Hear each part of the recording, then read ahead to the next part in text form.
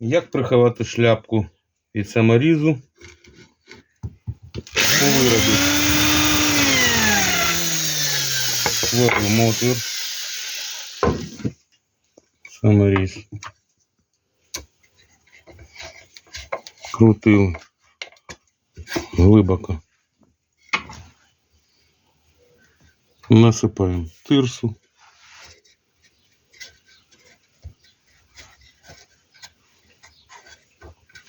От і побільше. І заливаємо суперклей.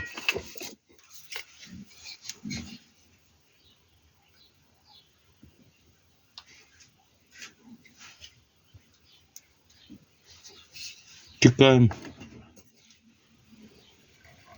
Можна чимось причавити.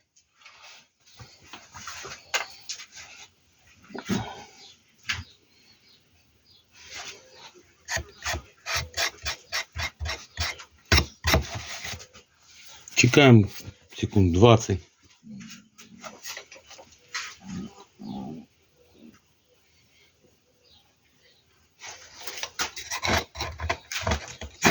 Застиг. Болгарка.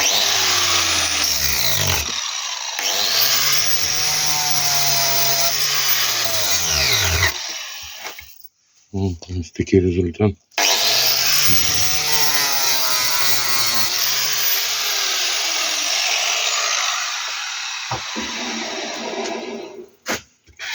Все, заглушка, саморіза не видно.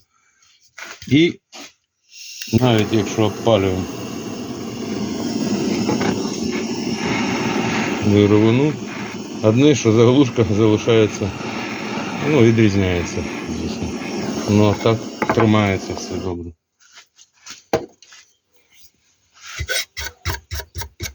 Якось так.